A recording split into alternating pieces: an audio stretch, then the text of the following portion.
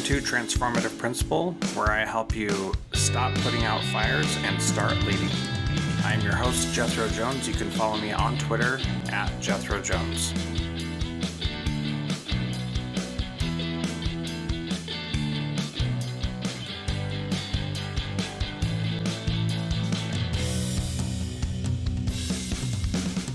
Welcome to Transformative Principle. Today I'm honored to have on the program Topaz Adizes. He's an Emmy-award winning writer, director, and experience design architect. He's an Edmund Hillary Fellow and Sundance School Stories of Change Fellow. His works have been selected to Cannes, Sundance, IDFA, and South by Southwest, and featured in New Yorker Magazine, Vanity Fair, and New York Times. And he has garnered an Emmy for New Approaches to Documentary and two World Press Photo Awards for immersive storytelling and interactive documentary. He's the founder and executive director of the experience design studio, The Skin Deep. And Topaz, welcome to Transformative Principle. Grateful to have you here. Thanks, Jethro. Good to be here. So from our conversation today, what stands out to you as the most valuable thing that we talked about? How to have connective conversations and the value of them. For, How to have them, why to have them, and what's the payoff. I think for me, connected to that is the power of listening, and that we need to place even more emphasis on listening to the conversations that we have rather than just asking questions or responding, but really take time to listen. So this is a great interview. We talk about a lot of stuff. I hope you enjoy it. We'll get to my interview with Topaz here in just a moment. So Topaz, why don't you start out and explain what the and is and the 12 questions for love and how those two things relate? Sure. So, the and speaks about the space between, because a relationship is not you or I, us or them. It's you and I, us and them. So it's the and that connects us. So basically 10 years ago, I wanted to explore with this format where I had basically a bi-panel or a triptych where I had two cameras. I would put two people in a room with a small coffee table between them, and then I give them questions to ask each other. And I would film this with one camera on a wide shot and then two over the shoulders where they're close up. So at minimal, you're always watching two people's faces as they asked each other questions. And the idea was that this would illuminate the space between. When someone says, "What's the last time I disappointed you and how do you feel about it now?" before they even begin to speak, because you as an audience member are witnessing two people's faces reacting to that question, you're starting to get a sense of the connection between them. And that's what the and speaks to. It's about the space between. It's about that invisible thread of connection that exists in all our relationships between you and your wife, you and your best friend, you and your children. And the and is illuminating a little bit of dust so that it reveals that thread of connection so that you could see it and the audience could see it. And we've been doing that for 10 years. We've had over 1,200 participants, pairs on. And at this point, we have a library of conversations of all kinds of relationships filmed in 9 countries over the last 10 years. And then the book, you asked me about the book, what 12 questions, an editor came out and said, "Topaz, can you distill down what you've learned from holding the space for all these 1,200 conversations from the last 10 years? And just very prescriptively, what are the 12 questions? If you're going to sit down and have a conversation, what would be the 12 questions that you know are the meat and potatoes are going to create a cathartic conversation, a deep exploratory conversation? What are those?"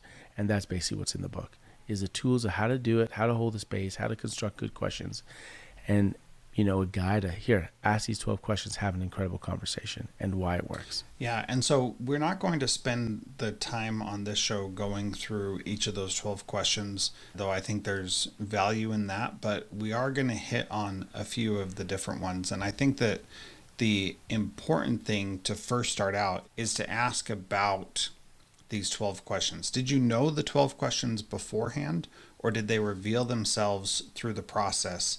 And after doing so many of these pairs and for so long, how did the questions evolve, or did they at all?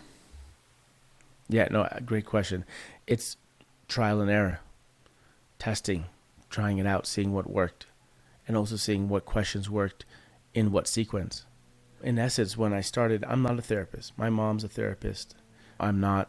I'm a filmmaker by trade, by practice. And when I was exploring with this project, The End, which I was really wanted to explore human connection, human intimacy, and I realized it was working. My team and I were like, "Wow, this is working. Why are they having these conversations?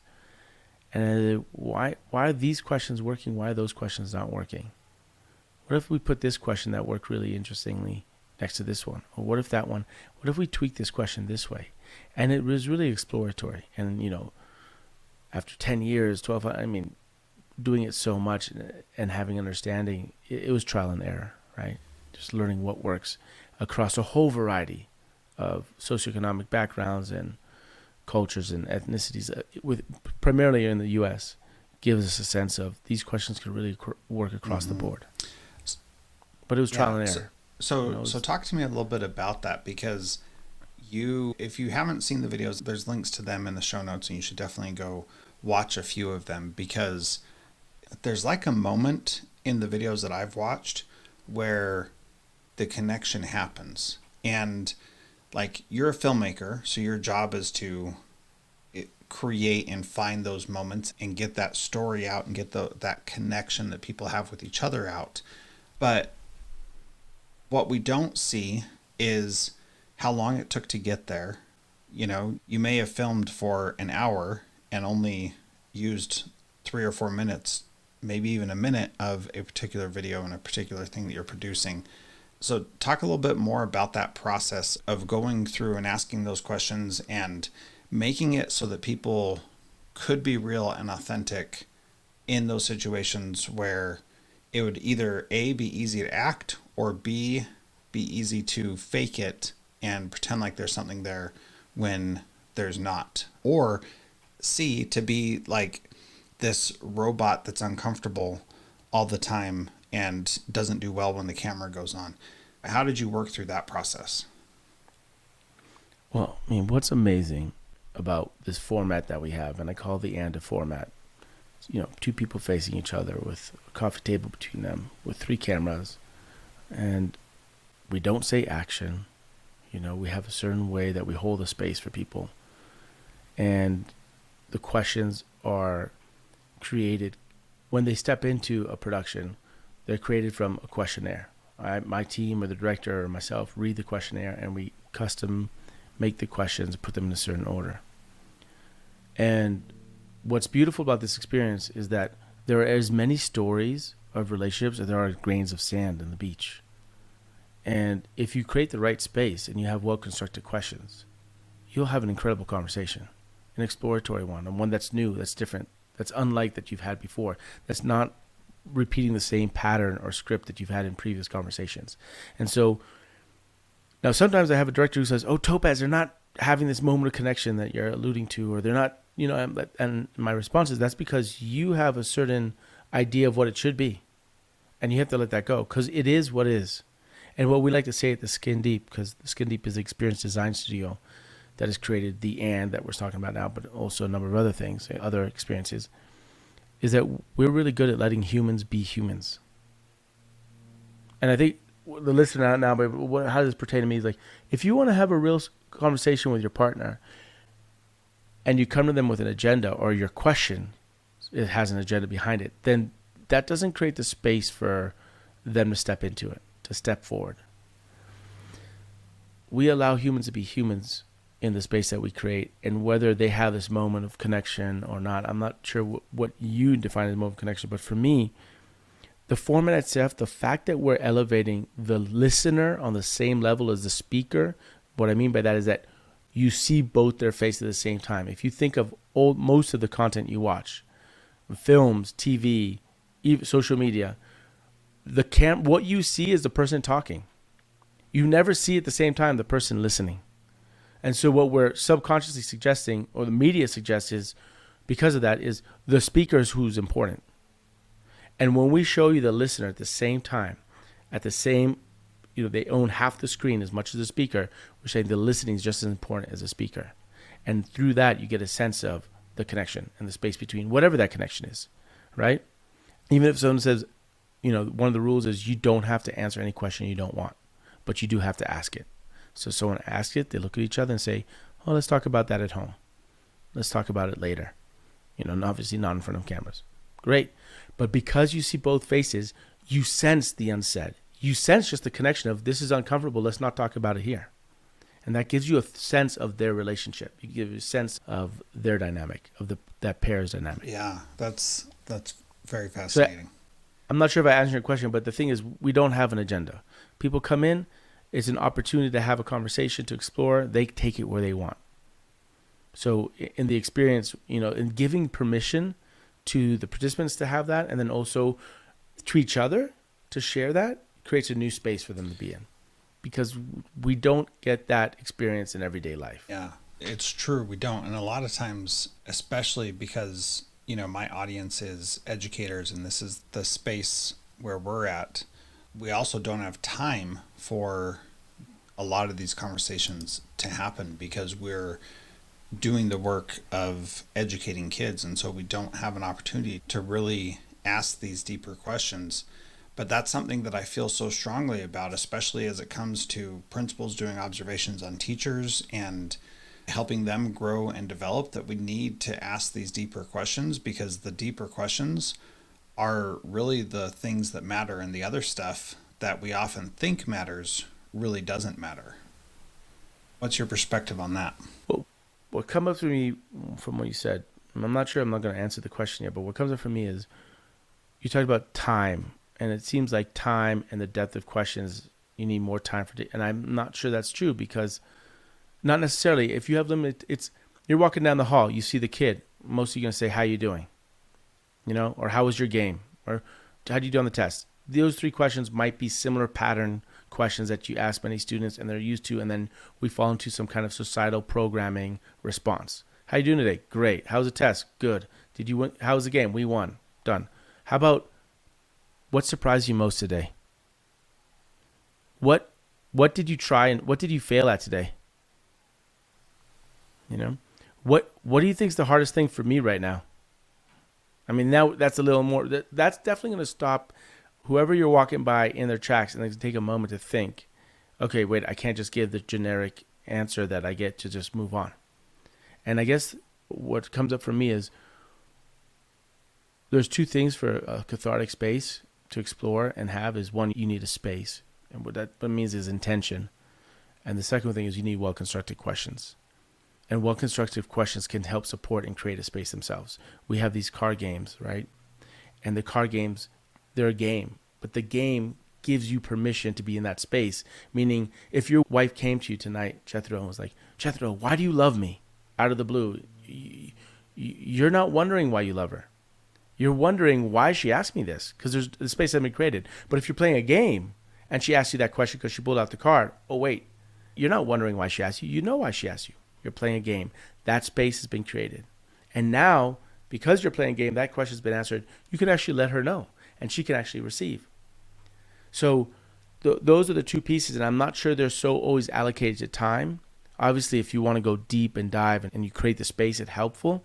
But with principals and many of the people listening that have limited time because they have so many plates, maybe it's just good asking different kinds of questions, because that also brings pause and it's like connecting two different thoughts in a different way, and that creates new opportunities that they may not have seen otherwise. Yeah, I think that's really powerful, Topaz, and I appreciate you bringing that up.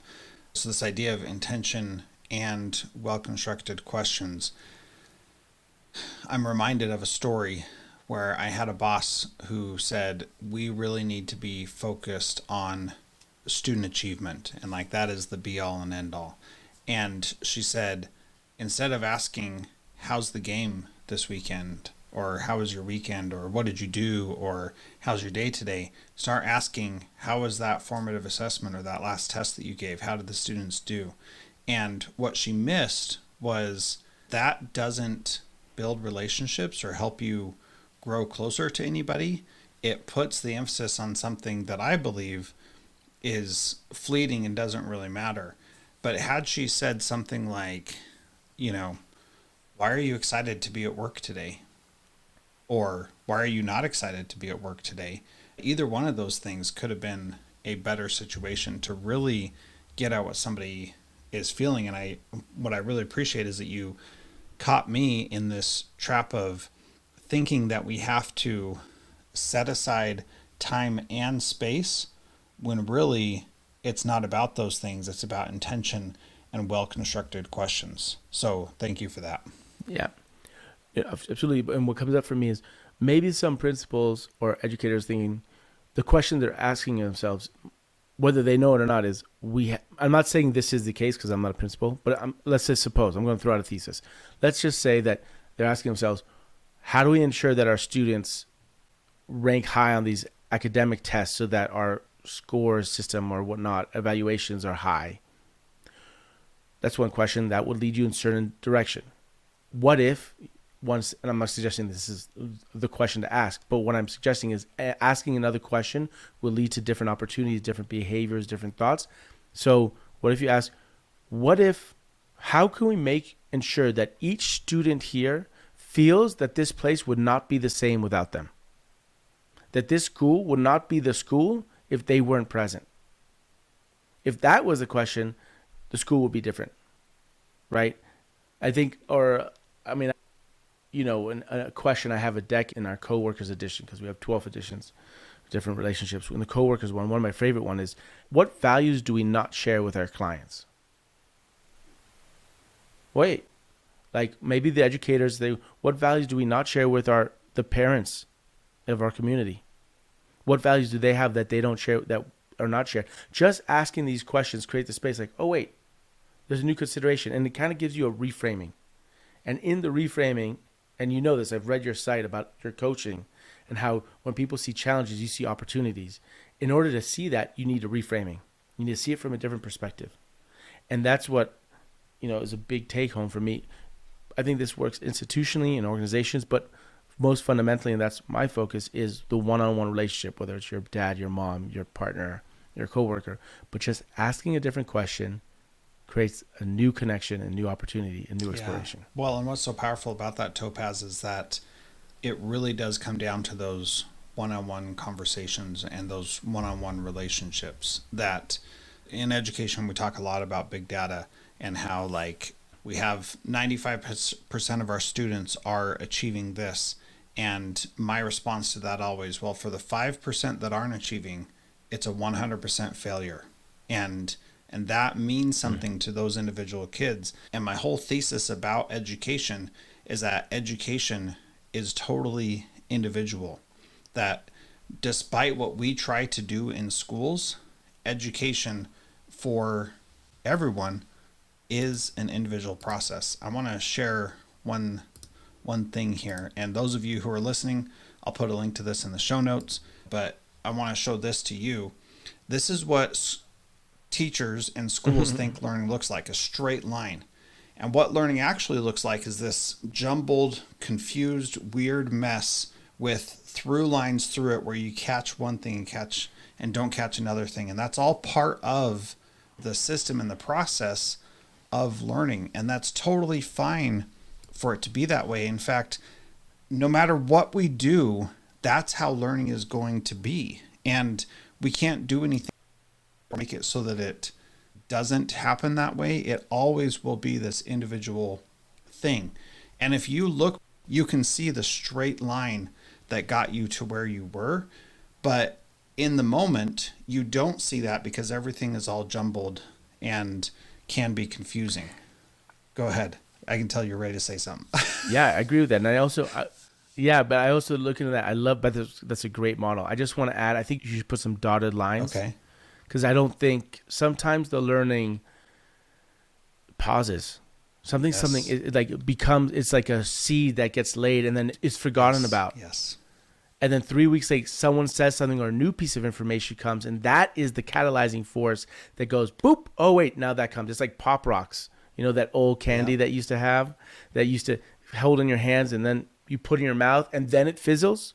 It doesn't fizzle in your hand. Something else has to come in contact, and it fizzles, and it starts making sense. So in your great model, I suggest also, it's not always the line itself has pauses, and sometimes we have to allow for the space for those things to happen and for that marination.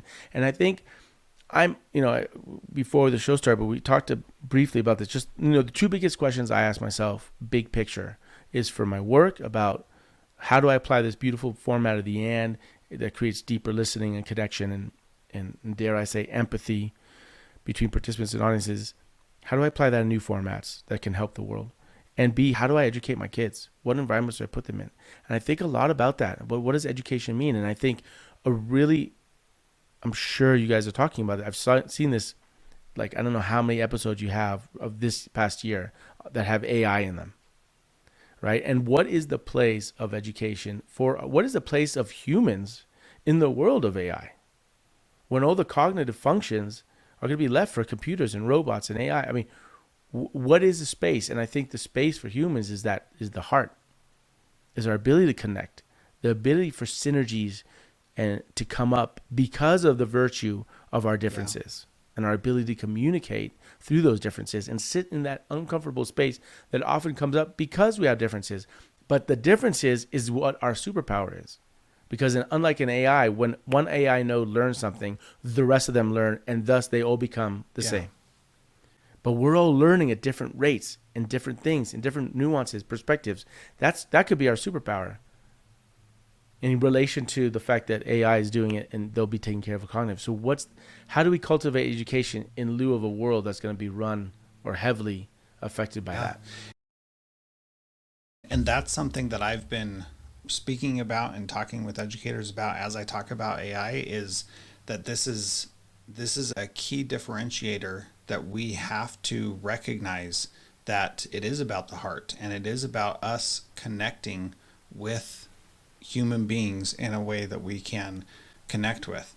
Now, the reality is, if it's just about asking questions, then the AI can do that also, right? Because the AI can ask a whole bunch of questions and have very well constructed questions. So how do we continue to make that a priority? And I think what you said before, and then I'll let you speak on this topic.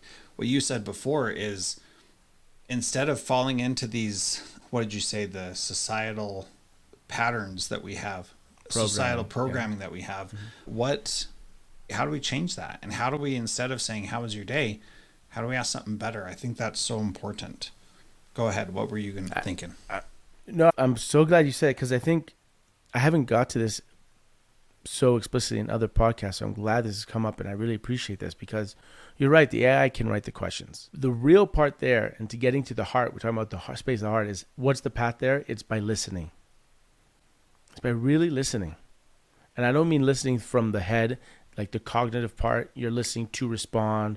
You're listening to defend. You're listening to win. No, I'm talking about listening with the body, being present to the space and seeing what comes through that mechanism versus your head, which is reactive and really trying to protect you.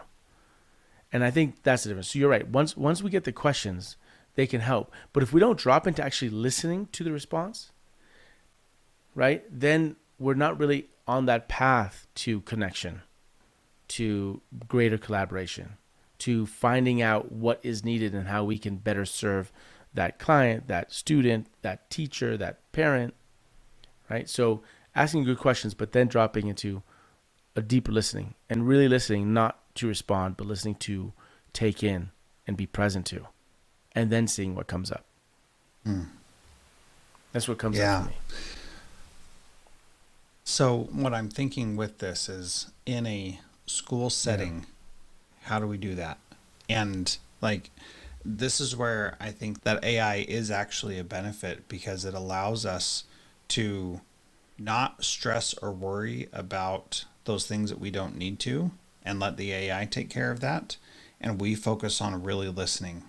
And I know that we were here to talk in the book 12 Questions for Love, but I love how this has shifted into the need for us to listen, and really listen in a powerful way. So what advice would you have for someone to listen better in these brief, intentional situations where we have well-constructed questions?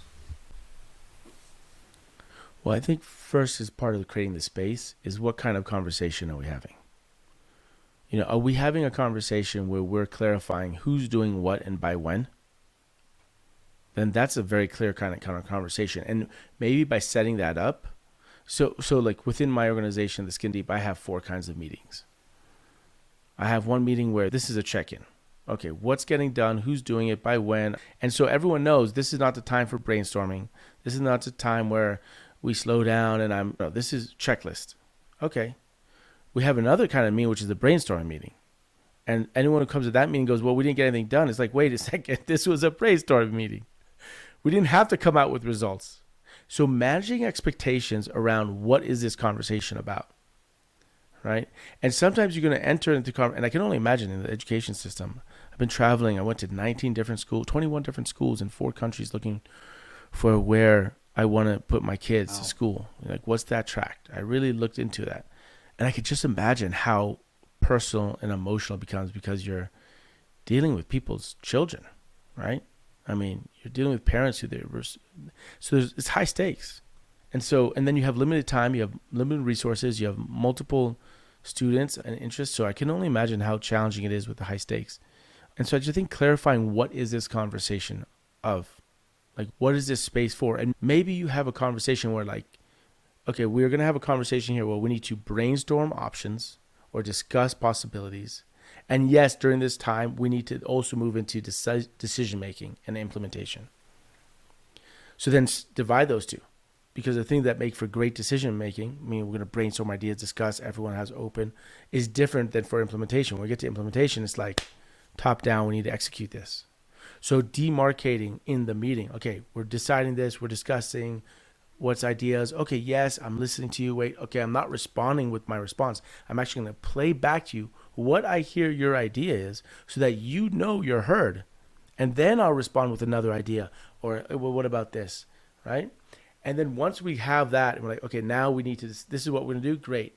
Now we're moving into the second phase, which is execution, different kind of conversation.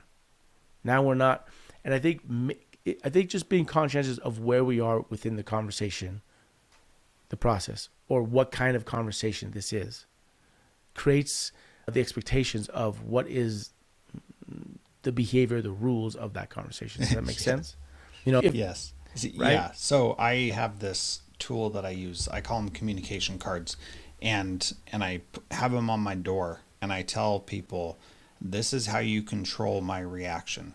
You give me a card and you say, this is what we're talking about. So, one of them is, I need to vent. And you give that to me, and I don't do any problem solving. I don't do anything to try to help you figure out how to make this better. I just listen and say, wow, that must be really frustrating. And that is literally all that I need to do, because you've said this is how I want you to act. And like taking these simple approaches of setting the intention for what it is that we're discussing is incredibly powerful and really quite simple to do. And so, a lot of times teachers would come in and would start going off about something, and I hear a problem and I think, hey, that sounds like a problem. I'm a problem solver. Let me help you out. And they'd walk away frustrated because that's not what they actually wanted. So I started putting these communication cards on my wall, and if people didn't bring one in, I'd say, which one is it? And oftentimes they'd say, well, it doesn't really fit into one of those 9 communication cards that you have. And I'd say, all right, let's talk for a minute, and then we'll find which one it fits into, because I'm pretty sure it fits into one of those somewhere. And always it would, and we'd be able to figure out. The challenge is that sometimes people don't know what they need, especially in these off the cuff, passing in the hall, I need a quick second kind of situations that happen all the time in education. So before we go on real quick, you had 4 meetings: check-in, brainstorm, decision-making, and implementation. Were those the other 2? What was brainstorm? Brainstorm is one. Social, just social. Like, this is a social time connection. We not decision-making and check-in. Like, what, who, what, when.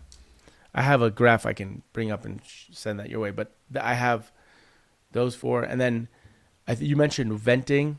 In my team, with our team, we use the term venting, and we bring it up in a few times, because I think it's key. What you're saying is, I think it's really important to have common language and common artifices, common conceits, common structures that we know. Oh, this is that kind of meeting? Great. This is this thing? So in my company, we say venting. Someone might, in a meeting, start kind of complaining, letting off steam. They might not be aware that they're venting, but they could let off steam for 5 minutes, and that can also bring the team down, the energy down. You don't know, especially in virtual reality, you don't know who's doing what, how they're feeling, how their day is going. So one person is we call it out. Say, are you venting right now? And they go, oh, I am actually venting. I'm letting off steam. Great. You have 2 minutes. We allow 2 minutes for venting because we can't keep venting. Venting is important. You got to let out the steam. You got to let it out because before you can actually start dealing with what is, you just got to react to it. You got to let the emotion through. It's part of letting the emotion go through you, right? I think sometimes we race to, okay, I'm upset about this. I'm going to go for solutions. Like, hold on a sec. As a group, we need to let this vent out. So the emotion, let's feel the emotion. Okay, great. Give it a 2 minute mark. So we don't go too long, but long enough to let it out. Great. Now after the 2 minute mark, or once they're done within that 2 minute mark, now let's talk about what we're going to do about it. So we don't spend all our time letting off steam because sometimes people can get, that can give you a lot of energy just letting off steam and complaining, if you will, or venting, if you will, and actually not moving into action. Yeah. And so I think having that, some clear conceits or common language that we speak, common concepts that we all understand. So you have, you're in the hallway, you see something like, oh, 1 second, you have this, let off steam, I gotcha. We could take the next phase of the conversation, the next break, when I pass you next, you know. I like that. And I think the real power there is calling it out and knowing what it is and being comfortable with doing that, because not everybody's comfortable with doing that, and they get nervous saying, this is what I really need to do in the moment, but that's not a bad thing. And I think underlying that is, let's all acknowledge the fact that we're learning how to communicate. Just because I'm 47 years old male who's had this experience and this and that, and I went to university or not, doesn't mean I'm a great communicator. Maybe I can communicate with wonderful words, but maybe my ability to emotionally articulate my feelings, what I call emotional articulation, is not very practiced, because every time the emotion comes up, I push it away and I reject it and I just stay in my head. We can acknowledge the fact that we are all on a journey practicing communicating and sharing. And that communicating is not only articulate, it's being present when someone's uncomfortable. It's learning to identify different feelings. I mean, I remember being 25, going to therapy, and the therapist giving me a piece of paper with 5 columns, like probably 100 words. She goes, how are you feeling? I'm like, what are you talking about? How am I feeling? She's like, well, maybe choose one of these words. I said, oh my God, this is really hard. But that was the beginning of starting to say, okay, so let's acknowledge, because where do we learn? I mean, we're talking about principal here, right? You're a foreign principal, you're coaching on the principals, the audience are principal educators.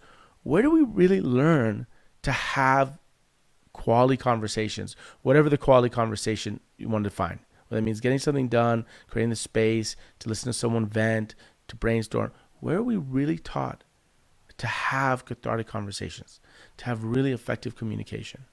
And I don't want to say effective because that could be like, oh, get ABC done. So that might not be the right word. That's why I use cathartic or deeper conversation. Or connecting conversations. And connective conversations. Yeah, Thank like you. That's that's one of the areas of education. And we are often putting educators in a position to have to solve all the world's problems and talk about everything that, teach about everything that needs to be taught. Some of these things, like how do we learn to communicate? We don't learn that in school, and school may not be the best place to learn that, but we can certainly move in that direction. And, we can't solve all the world's problems in this conversation, but I think if we learn how to listen as the adults in schools, we'll be able to model that for students, and that will move us into the right direction for sure. This has been a really awesome conversation, and I think we could probably go on about this for another couple hours. I've really enjoyed my time with you, and I hope to be able to have you back on the show again. But my last question is, what is one thing that a principal can do this week to be a transformative leader like you? Stop looking for answers. Create better questions. Stop looking for answers, create better questions. Just put your focus on the questions, not the answers. Instead of trying to find the solution to the question you're asking yourself, create 30 versions of the question and choose the one that you find is most passionate about, that you're most engaged with, that's most empowering, and the answer will be obvious. Boy, that's deep. We could do a whole nother podcast just about that. Topaz, if people want to learn more from you or get connected with what you do, where can they go? Theskindeep.com is where all our products are. For the book, 12 Questions for Love, it's on Amazon, it's on ebook, audiobook, basically anywhere you get your books. And then my personal stuff is topazadizes.com. But the best in all the work is theskindeep.com, and it's on YouTube, Instagram, and TikTok and such. Awesome. So thank you. Very good stuff. Thanks so much for being part of Transformative Principal today. Thanks, Jethro. Take care.